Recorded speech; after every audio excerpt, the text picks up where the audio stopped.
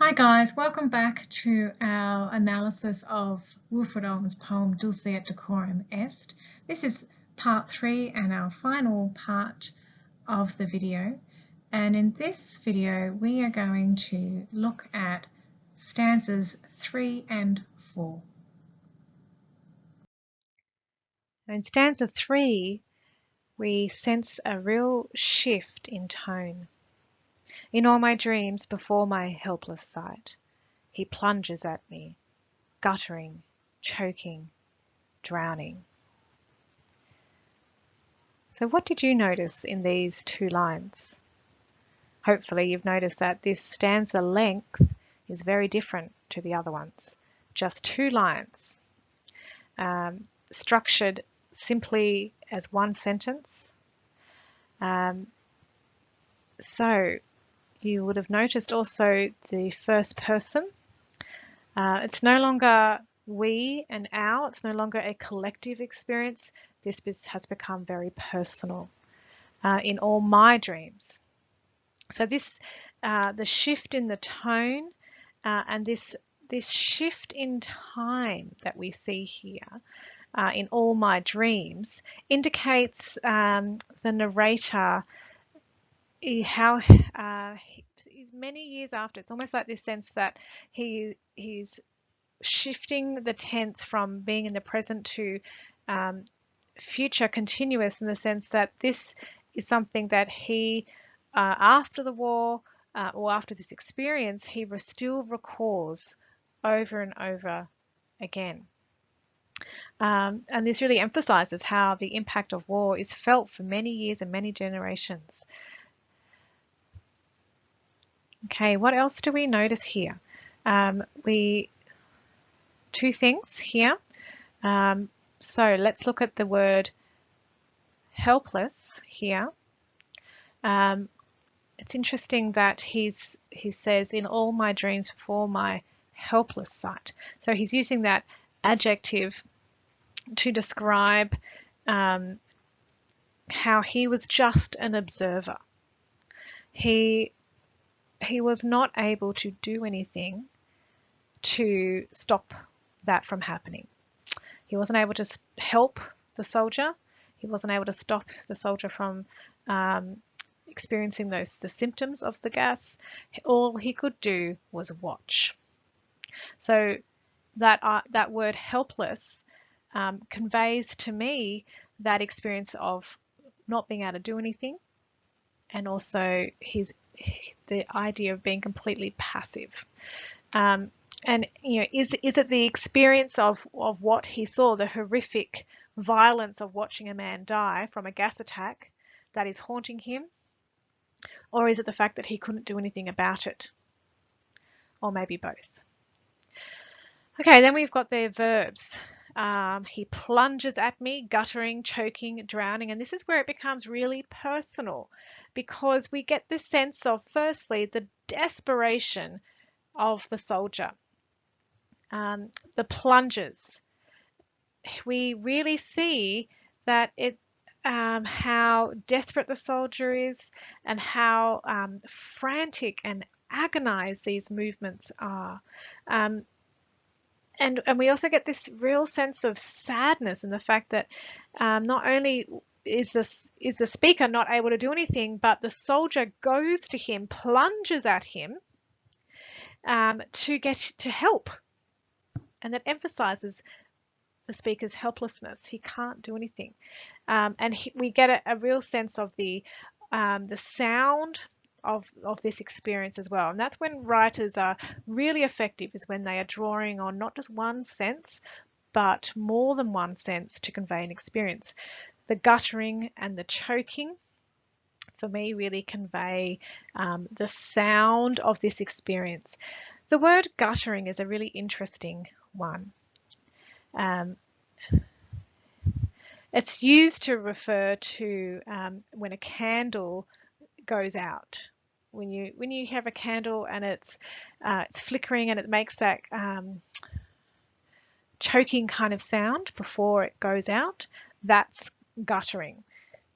So to gutter is conveying the sound of the word So this is onomatopoeic for us as the reader. We can get a sense of the sound of that. And it's interesting because we have these ideas of the soldier drowning in that real juxtaposition of being on land and yet experiencing drowning that you would experience when you're in the water. It's so contradictory, such an unusual experience. But these are all, because they're in their present participles, they are all in the present tense.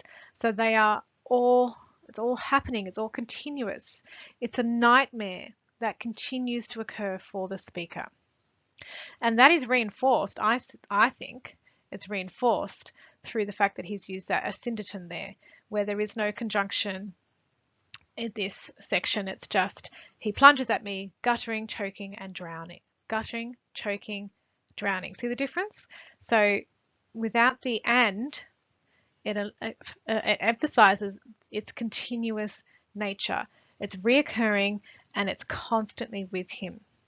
So we can see here the verbs and the asyndeton are working together, and this capturing the sound and the action really enhances what is happening, this experience. So we get a better idea and we can really understand. So if the speaker's feeling really angry and bitter about how the experience of war is conveyed, by reading this, we can understand that because he is able to convey the experience for us in a really vivid and powerful way. Okay, activity 3. So thinking about imagery and diction, what is Owen describing in stanza 3? What is the effect of words like guttering, choking, and drowning? So in your workbooks, using full sentences, I want you to use the analysis scaffold, identify, quote, verb, analyze, and link in your answer. So pause the video here and write your response. Now we come to the last stanza, stanza 4, and we're going to split this into 2 sections. We'll start by looking at the first 8 or so lines. This is a really striking shift here again. See if you can notice what Owen does here. If in some smothering dreams you too could pace behind the wagon that we flung him in and watch the white eyes writhing in his face, his hanging face, like a devil sick of sin, if you could hear at every jolt the blood come gargling from the froth-corrupted lungs, obscene as cancer, bitter as the cut, of vile, incurable sores on innocent tongues. Really interesting use of the second person here.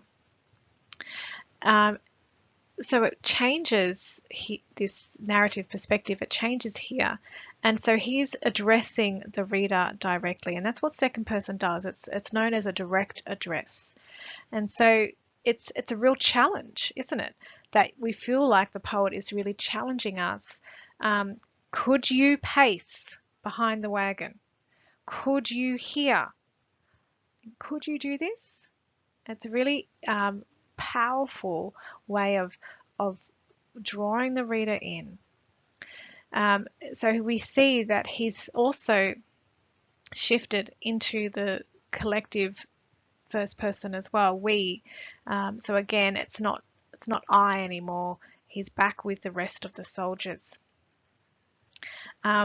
I find the verbs really interesting because they're 3 different experiences. So pace, watch, and hear. There are 3 different challenges here. Could you pace behind the wagon? Could you watch? And what does he watch? What does he see? And he shows us what he sees. Could you see that? And hear. Could you hear this? So 3 very different sensory experiences, and that, and this whole stanza is packed with that. So the imagery of the white eyes writhing in his face is, just the beginning of this sensory imagery in this section. He's soldier's face is referred to as a hanging face. Really interesting, again, a really interesting and unusual description here. So it's almost like he's saying that his face looks like the face of someone who's just been hanged, and his face is so distressing and upsetting that it's like a devil sick of sin. It looks like how the devil feels about what's going on here, maybe. Imagining that when things get so bad that the devil is sick of it, that's pretty bad. But, write down what you think this imagery is seeking to convey here. Again, the blood came gargling from the froth-corrupted lungs. Such powerful imagery here. Gargling, again, another sound device. So hearing the blood coming up at every jolt of the wagon, we get the gargle sound from this poor soldier, and this froth-corrupted lungs. That's highly graphic here, and it really conveys this disgust, I guess, and his anger at what the men are forced to endure. And I think that's also conveyed in the next image. Obscene as cancer, bitter as the cud, of vile incurable sores on innocent tongues. So his word choice also is deliberate in conveying how he feels about this experience. Here again we also have the caesura that creates that pause before he shifts his argument, where he then goes for the throat, really, when he is talking to the reader.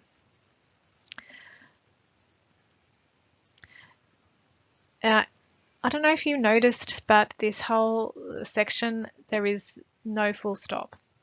It's all just commas and semicolons. And I think also combined with that repetition of the if, I think that you can get a sense that it's building. Okay, it's almost a great example of a rhetoric device where it's building to a point, and he's building that tension and that sense of anticipation. We are, as the readers, we are urged to bear witness to this hideous situation of pain and suffering.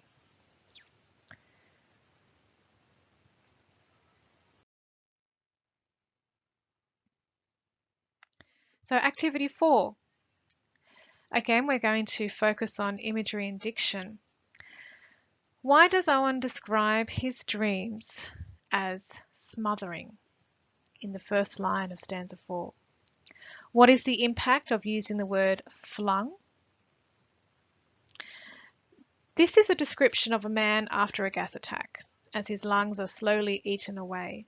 Which ugly words and comparisons describe this? Who do you think Owen is addressing here when he says, if you could hear? Who is the you? What do you think? So in your workbook, write your responses to these questions in full sentences, and where you can, please try and use the analysis scaffold. Identify a technique, quote an example, use a verb, analyze the effect, link back to the question. So for example, if you're answering the second question, what is the impact of using the word flung? You can say, Owen uses powerful verbs to convey the experience of war. For example, we flung him in, and the use of the word flung demonstrates, and then you can, so see how I've used the scaffold in the way that I've answered that question. So see if you can just keep practicing using that scaffold as you answer each question.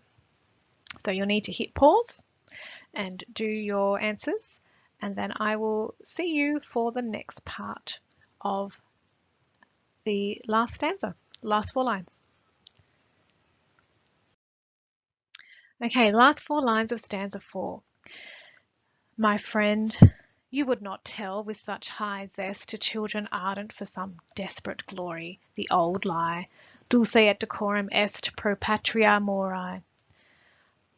Okay, so the second person continues here because it is a continuation of this challenge, this direct address to the speaker. Could you pace and watch? Could you hear? Would you be saying all of those things about how great and honourable and sweet it is to die for your country if this is what you experienced? So he really nails in his argument at this point. This diction is quite hyperbolic. The high zest, desperate glory.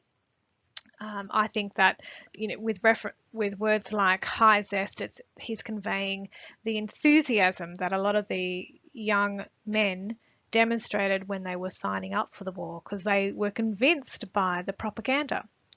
And that deliberate choice here of that desperate glory.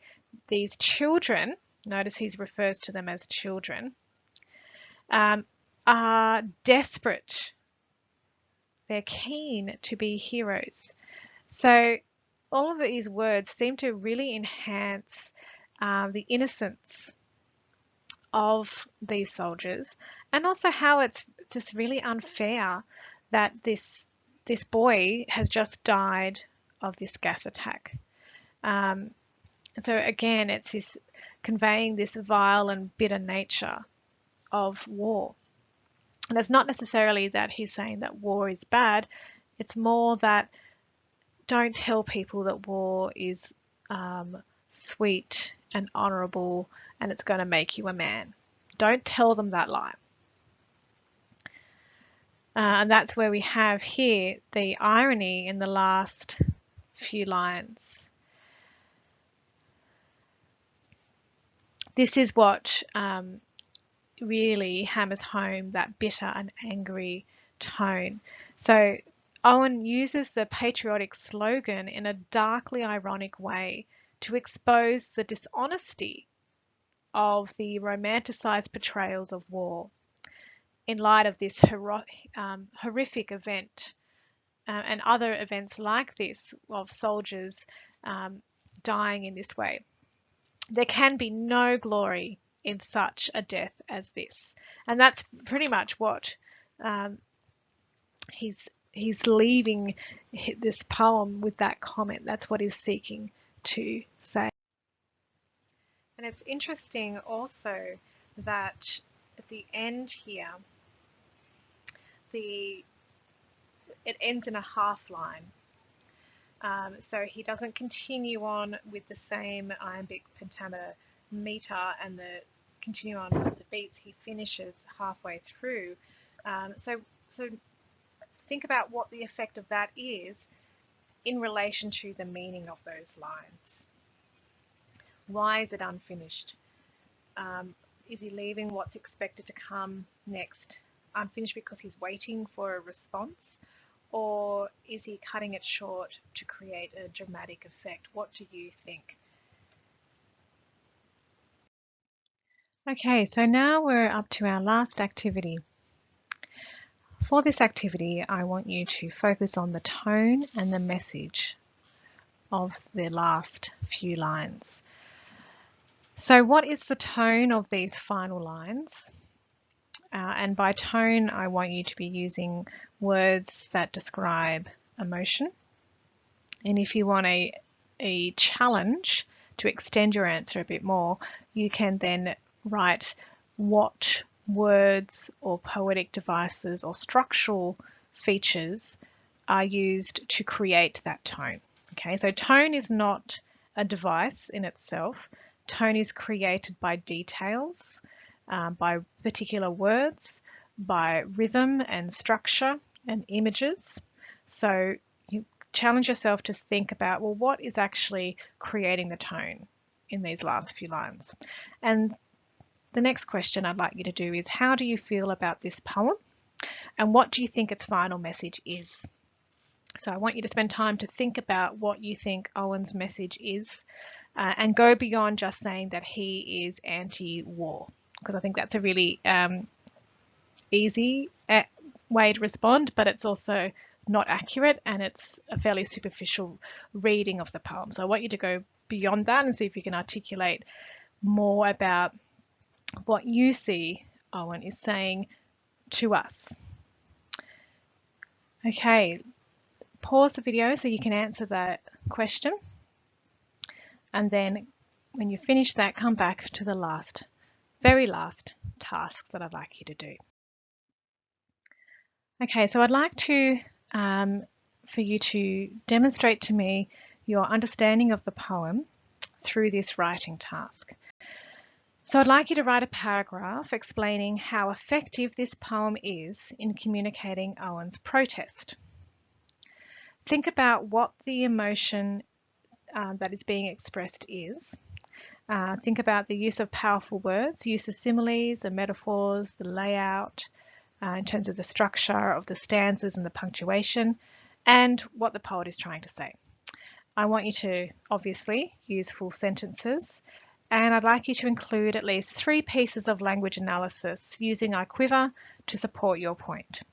Try to write this as a teal paragraph. Really important that you can demonstrate that you understand what it is to be effective in communicating something. So what techniques has he used in his poem in order to communicate his protest? And in order to answer this question well, you need to know and understand what Owen's protest is. And answering the last activity question would have helped to prepare you for this. So pause this now. Well, you don't actually need to pause it now because now is the end. Hurrah! So we've finished this video, and I'd like you to spend about 10 minutes writing your paragraph. Thank you for listening, and I hope you found it helpful, and I will look forward to seeing you next time. Bye-bye.